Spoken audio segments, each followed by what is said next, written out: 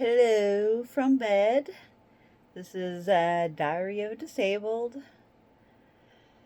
I don't know title off the top of my head. I usually just make them up as I go along. Um, so I'm not as congested as yesterday's video, as you can see. I am a little bit more breathing through my nose, less congested.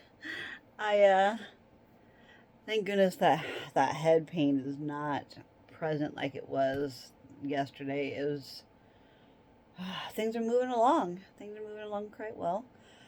I have a little bit of a wheeze, but I don't know where all that stuff went up here. It must be starting to work its way down though, so that's going on. I am sitting here, just finished some tropical fruit breakfast. I already took my morning meds. Took my temperature already too.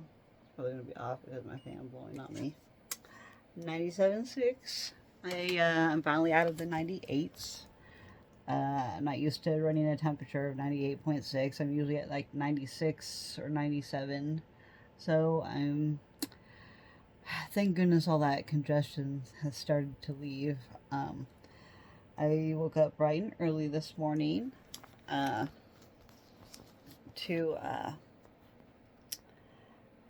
feed the dog, let her out to go to the bathroom. I started some laundry, which reminds me, I need to go check on that. Excuse me. I'm feeling so like 180 from yesterday. I'm not 100% by any means. I'm just feeling a lot better since yesterday. I am planning on calling my doctor's office to order some more meds. I'm calling the pharmacy to order some more meds. Or refill some meds, my sinus rinse stuff. I have a little bit less brain fog today, but it's still there, of course. So I'm still trying to write things down as I go so I can remember what I need to do today. Because I have a lot of stuff going on.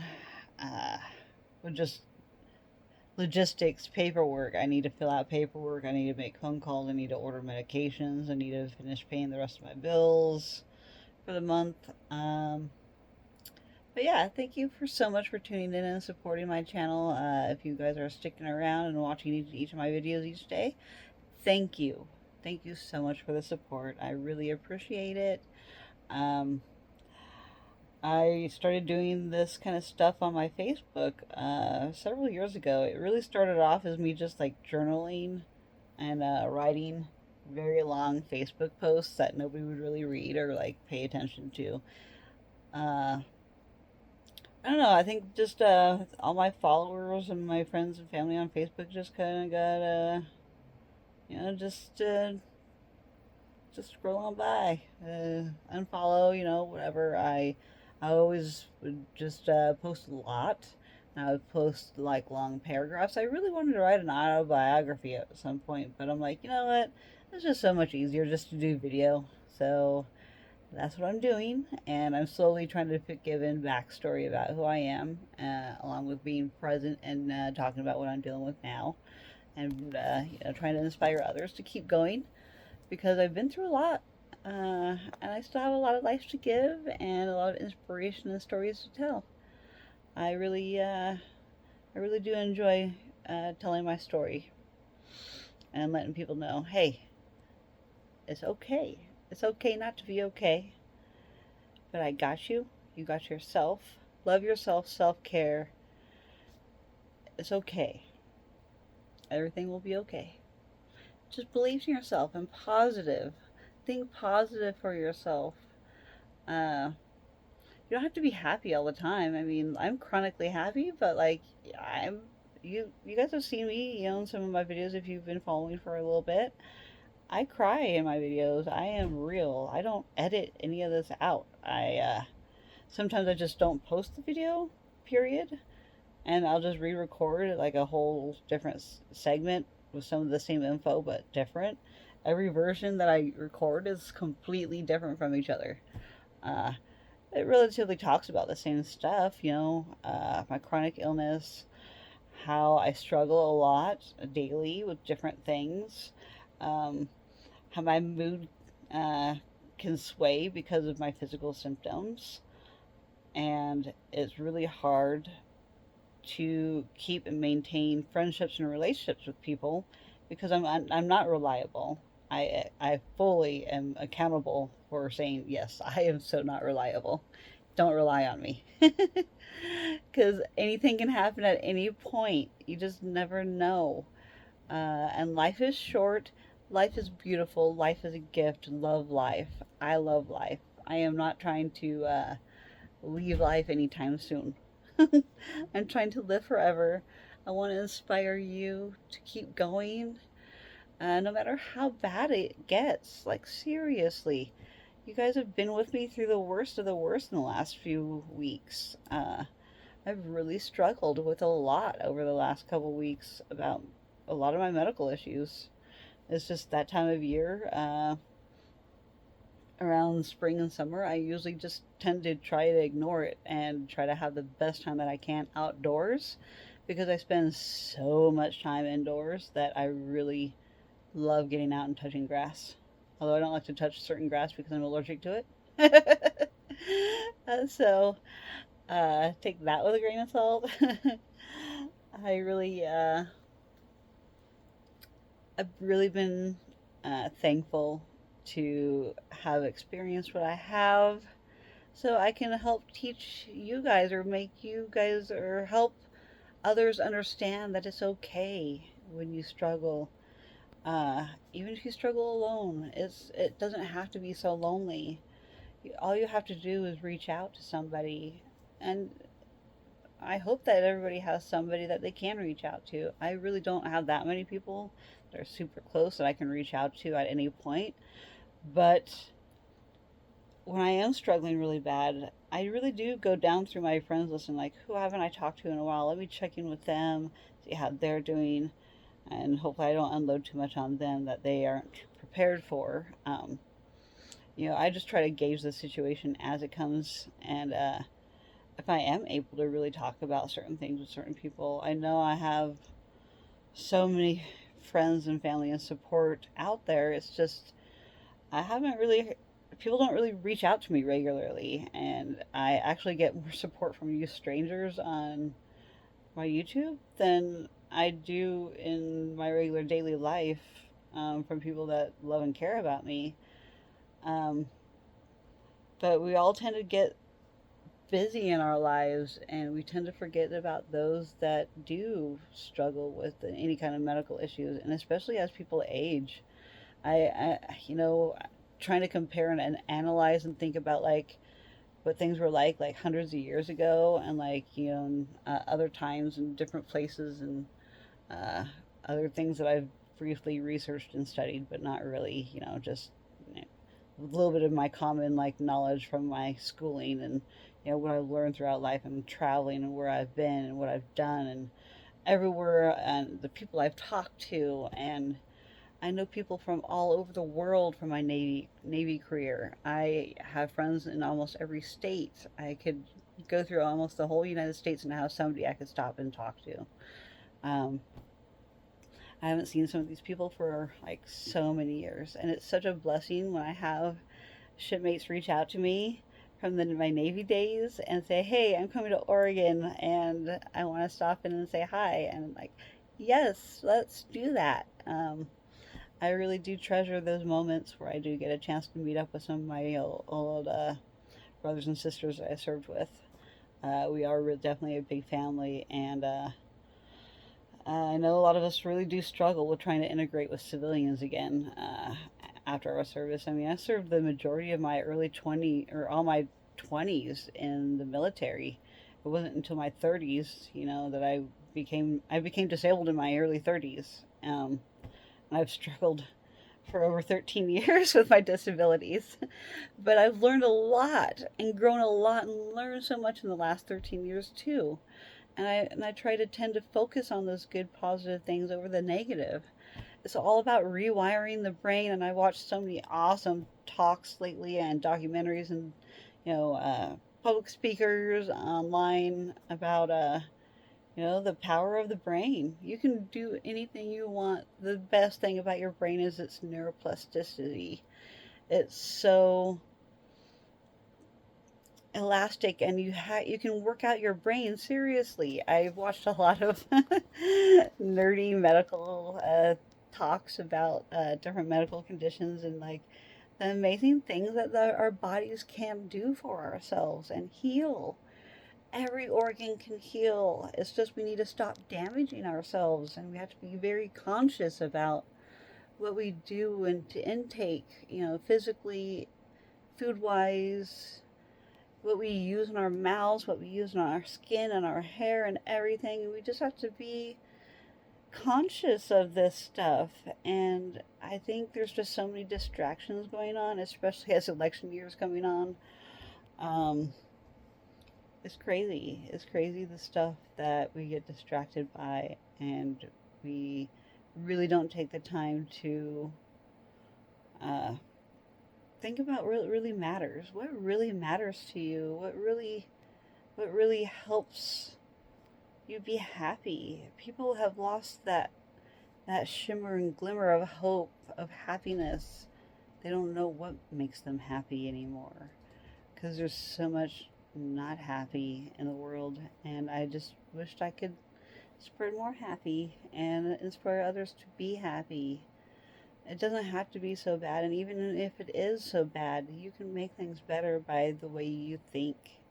You can control your brain. You have the power to take your brain back, and you have to have what it takes to do that.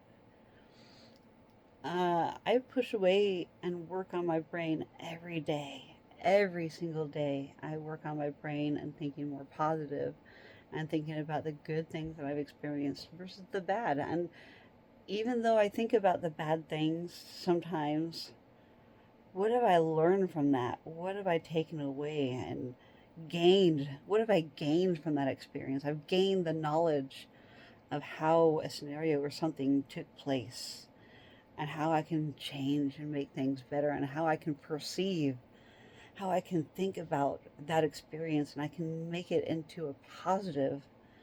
And I can do that with the more practice do it every day, and I work out my brain. And your brain is also a muscle, so yes, work out your brain.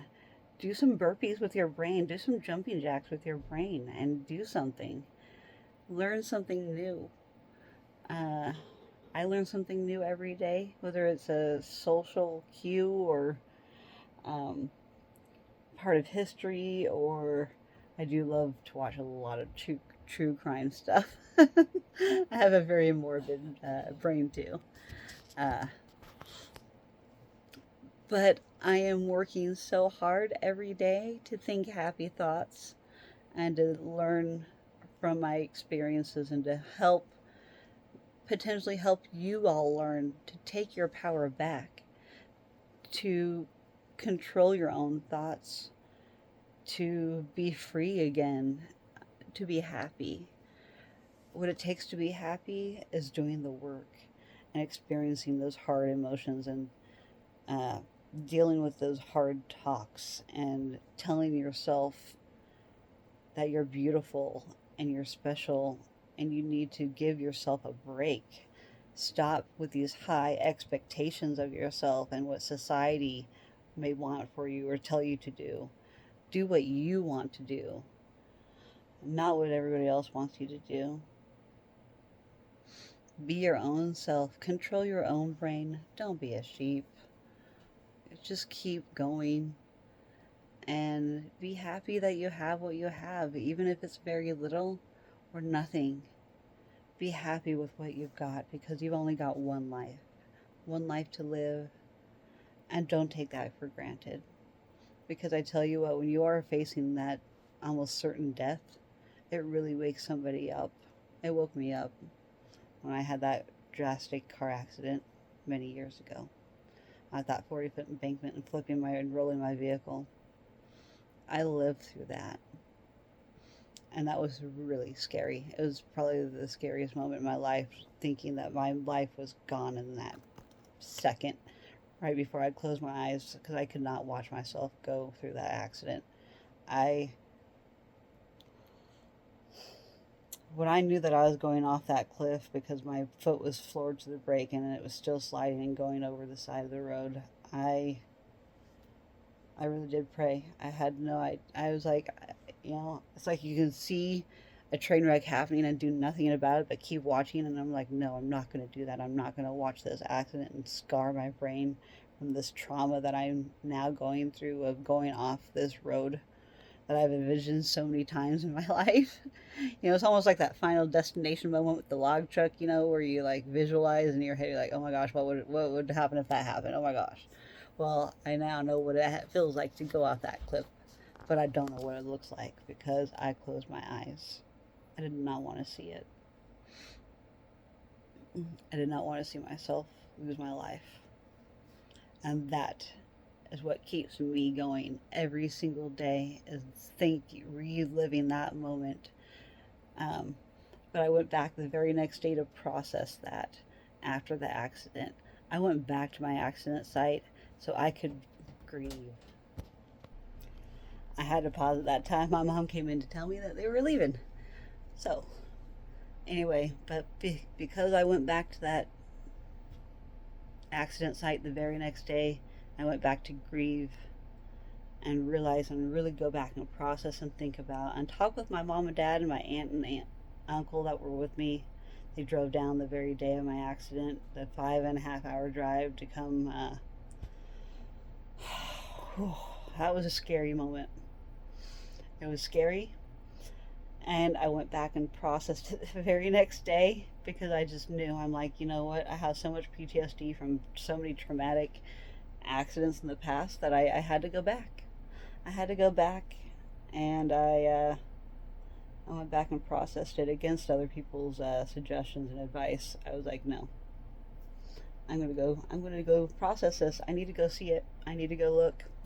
I need to realize and understand and make my brain process those emotions of, oh my gosh, I almost died here.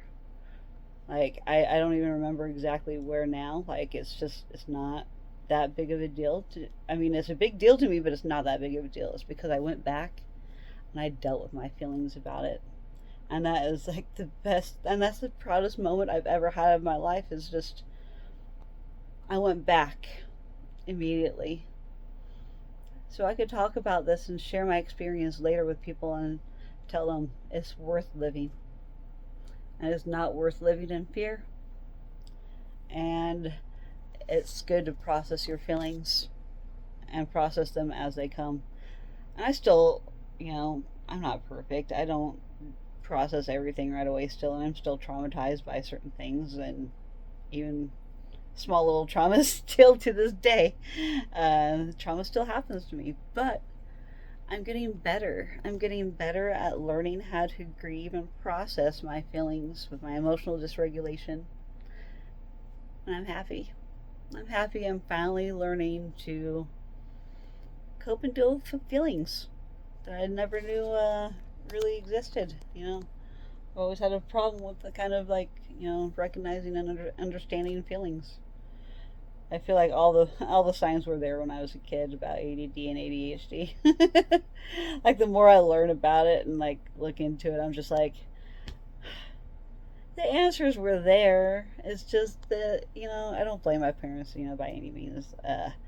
The technology and information sharing wasn't as big back then, so and the DSM-5 is still based off of boys instead of girls, and so it's really hard to even get diagnosed to this day, being a woman with ADHD or ADD. But all the signs were there. Going back and seeing, knowing what I know now, I'm like, oh, yeah. Which also, I think I would have made a great mother. It just never happened for me in life. I always loved kids. I'm really a big kid at heart. Gosh, this calic. I keep the fan keeps blowing with my hair. So I just wanted to, here's the pep talk of the day, man. Just, and woman, and unspecified, whatever. I identify as alien, I'm alien. Uh,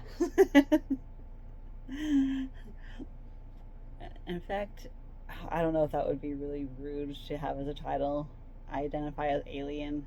I've been saying this since I found out about EDS. It's not, it was all before the whole identity thing became even a big deal in society. Like, I started, like, when I found out I had EDS at 38, I was just like, well, it was around 36, 37 that I really knew, but it took me forever to get diagnosed. Uh, Dang, I forgot what I was going to go with that. Brain fog. So, I just wanted to give you all a update, some more positivity. What a turnaround from yesterday, like how I was feeling last night. Only like 12 hours ago, I think.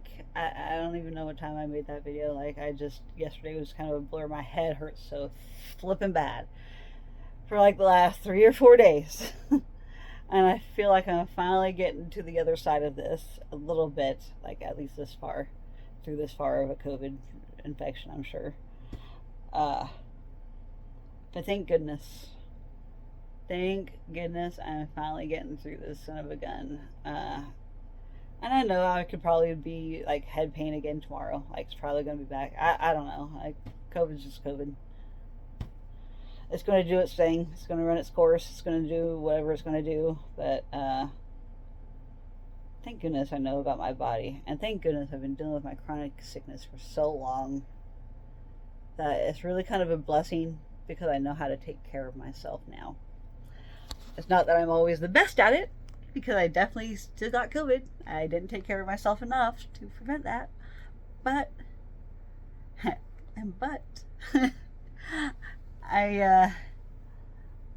I know how to take care of myself, and I've learned how to be a better